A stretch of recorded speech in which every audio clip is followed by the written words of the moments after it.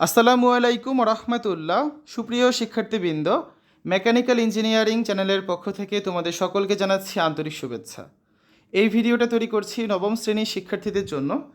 2025 সালের নবম শ্রেণীর গণিত বইয়ের তৃতীয় অধ্যায় বীজগাণিতিক রাশি এর 25 নম্বর পর্বে আজকে দেখব 63 থেকে 66 পৃষ্ঠার অনুশীলনী 3.5-এর কাজের সমাধান। এই ভিডিওটির ডিসক্রিপশনে এবং পিন কমেন্টে প্লেলিস্টের লিঙ্ক দেওয়া আছে, সেখান থেকে তোমাদের যার যে বিষয়ের ভিডিও দরকার খুব সহজেই তোমরা দেখে নিতে পারবে। বাস্তব সমস্যা সমাধানে বীজগাণিতিক সূত্র গঠন ও প্রয়োগ। দৈনন্দিন কাজে বিভিন্ন সময়ে আমরা বাস্তব সমস্যার সম্মুখীন হই। এই সমস্যাগুলো ভাষাগতভাবে বর্ণিত হয়। এই অনুচ্ছেদে আমরা ভাষাগতভাবে বর্ণিত বাস্তব পরিবেশের বিভিন্ন সমস্যা সমাধানকল্পে বীজগাণিতিক সূত্র গঠন এবং তা প্রয়োগ করার পদ্ধতি নিয়ে আলোচনা করব। এই আলোচনার ফলে শিক্ষার্থীরা একদিকে যেমন বাস্তব পরিবেশে গণিতের প্রয়োগ সম্পর্কে ধারণা পাবে, অন্যদিকে নিজেদের পারিপার্শ্বিক অবস্থা গণিতের সম্পৃক্ততা বুঝতে পেরে গণিত শিক্ষার প্রতি আগ্রহী হবে। 64 পৃষ্ঠা। সমস্যা সমাধানের পদ্ধতিগুলো দেখো। প্রথমেই সতর্কতার সাথে সমস্যাটি পর্যবেক্ষণ করে এবং মনোযোগ সহকারে পড়ে কোনগুলো অজ্ঞাত এবং কী নির্ণয় করতে হবে তা চিহ্নিত করতে হবে। 2. অজ্ঞাত রাশিগুলোর একটিকে যে কোনো চলক ধরি এক্স দ্বারা সূচিত করতে হবে। অতঃপর সমস্যাটি ভালোভাবে অনুধাবন করে সম্ভব হলে অন্যান্য অজ্ঞাত রাশিগুলোকেও একই চলক এক্সের মাধ্যমে প্রকাশ করতে হবে। 3. সমস্যাকে ক্ষুদ্র ক্ষুদ্র অংশে বিভক্ত করে বীজগাণিতিক রাশি দ্বারা প্রকাশ করতে হবে। 4. প্রদত্ত শর্ত ব্যবহার করে ক্ষুদ্র ক্ষুদ্র অংশগুলোকে একত্রে একটি সমীকরণে প্রকাশ করতে হবে। 5.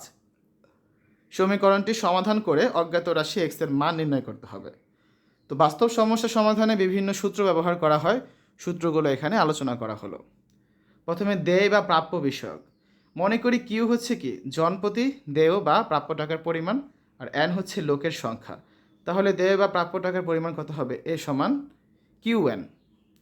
তারপরে সময় ও কাজ বিষয়ক। মনে করি কিউ হচ্ছে প্রত্যেক একক সময় কাজের যে অংশ সম্পন্ন করে, এন হচ্ছে কাজ সম্পাদনকারীর সংখ্যা, এক্স হচ্ছে কাজের মোট সময়, আর ডব্লিউ হচ্ছে এন জনে এক্স সময় কাজের যে অংশ সম্পন্ন করে।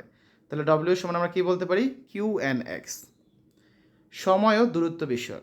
মনে করি ভি সমান হচ্ছে প্রতি ঘন্টায় গতিবেগ, টি সমান হচ্ছে মোট সময়, ডি সমান হচ্ছে মোট দূরত্ব। তাহলে ডি সমান আমরা কী লিখতে পারি? ভিটি।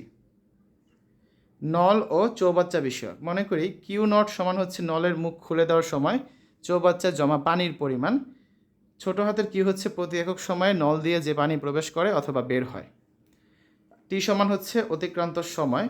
কিউ অফ টি মানে হচ্ছে টি সময়ে চৌবাচ্চার পানির পরিমাণ। তাহলে আমরা কি বলতে পারি?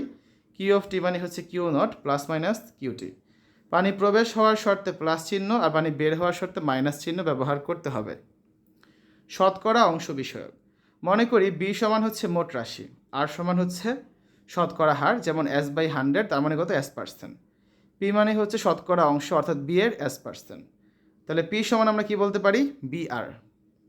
লাভ ক্ষতি বিষয়ক। মনে করি সি সমান ক্রয় মূল্য, আর সমান হচ্ছে লাভ বা ক্ষতির শতকরা হার।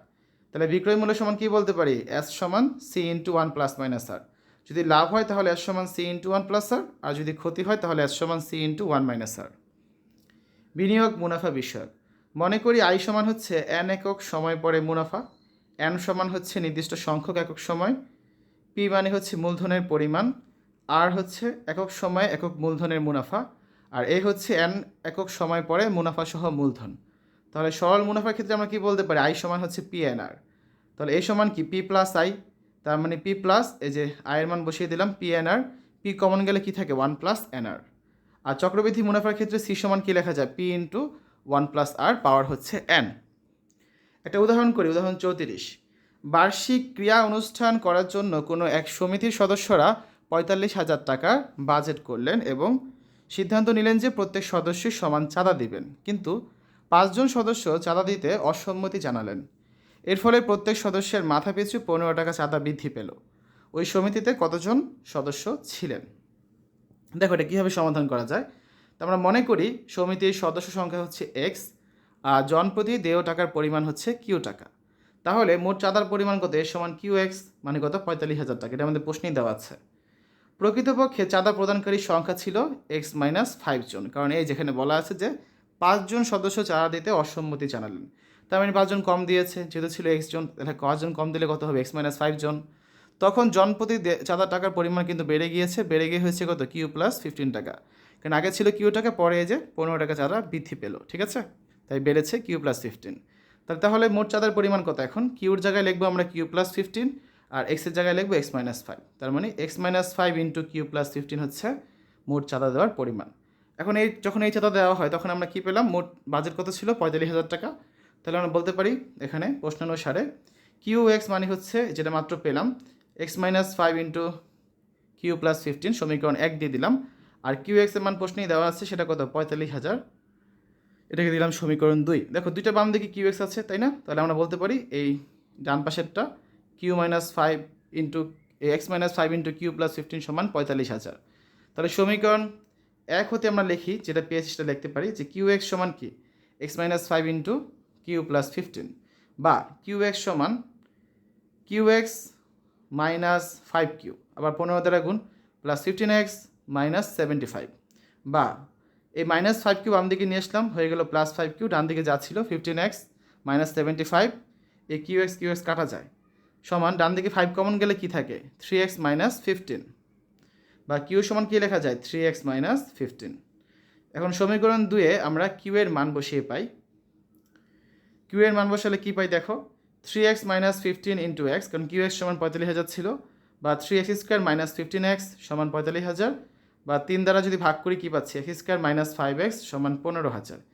একটা জিনিস খেয়াল করো, এই লাইনের পরে আমরা এভাবে না করে এভাবে করতে পারি, যেখানে কী লেখা যায়, এখানে লেখা যায় হচ্ছে 5q সমান কত থাকে, 15x মাইনাস হচ্ছে কত, 75, ঠিক আছে। বা আমরা এভাবে লিখতে পারি যে 5q সমান কত, এখানে আমরা 15ই কমন নিতে পারি, 15 কমন নিলে থাকে x মাইনাস 5, বা কিউ সমান হচ্ছে 3 ইন্টু x মাইনাস 5, ঠিক আছে, এভাবে করে কিন্তু লেখা যায়। তারপরে দেখো, বা x স্কোয়ার মাইনাস 5x, এই 15,000 বাম দিকে নিয়ে আসলাম, হয়ে গেল মাইনাস 15,000 সমান 0, বা মাইনাস 5xকে মিডল টার্ম করবো, মাইনাস 125x যোগ 120x, বা x কমন নিলে কী থাকে প্রথম দুইটার মধ্যে, x মাইনাস 125 প্লাস 120 কমন গেলে থাকে x মাইনাস 125 সমান 0, বা x minus 125 into x plus 120 সমান 0। তাহলে x মাইনাস 125 সমান 0 অথবা x প্লাস 120 সমান 0, তার মানে x সমান 125 বা x সমান মাইনাস 120। যেহেতু সদস্য সংখ্যা ঋণাত্মক হতে পারে না, তাই x এর মান কখনই মাইনাস 120 হতে পারে না, এটা গ্রহণযোগ্য নয়। তাই সমিতির সদস্য সংখ্যার কত, 125 জন। পরে প্রশ্ন উদাহরণ 35, রফিক একটি কাজ 10 দিনে করতে পারে, শফিক ওই কাজটি 15 দিনে করতে পারে, তারা একত্রে কত দিনে কাজটি শেষ করতে পারবে? তো মনে করি তারা একত্রে ডি দিনে কাজটি শেষ করতে পারবে। তাহলে দেখো, কাজ সম্পন্ন করার সময় রফিকের 10 দিন, একদিনে লাগবে 1/10, আর ডি দিনে লাগবে d/10। শফিকের হচ্ছে 15 দিন লাগে, তাহলে একদিনে করতে পারে 1/15, আর ডি দিনে করবে d/15। তাই প্রশ্নানুসারে দুইটা যোগ করলে কত হবে, মোট 1 হবে। ডি কমন গেলে থেকে 1 + 10 + 1/15 সমান 1, বা লসাগু 30, 3 যোগ 2, তাহলে 5d/30 সমান 1, বা ডি সমান কত, 30/5, তার মানে 6। সুতরাং তারা একত্রে 6 দিনে কাজটি শেষ করতে পারবে, ঠিক আছে। এই হচ্ছে আজকে আলোচনা। আগামী ক্লাসের পর থেকে আমরা পড়া শুরু করব। শিক্ষার্থীরা, এতক্ষণ তোমরা দেখেছো নবম শ্রেণীর গণিত বইয়ের 3য় অধ্যায়ের অনুশীলনী 3.5-এর 63 থেকে 66 পৃষ্ঠার সমাধান। আশা করি আজকের এই ভিডিওটি তোমাদের কাছে ভালো লেগেছে। আমাদের চ্যানেলের অন্যান্য ভিডিওগুলো দেখার আমন্ত্রণ জানিয়ে আজ এখানে বিদায় নিচ্ছি। আল্লাহ হাফেজ।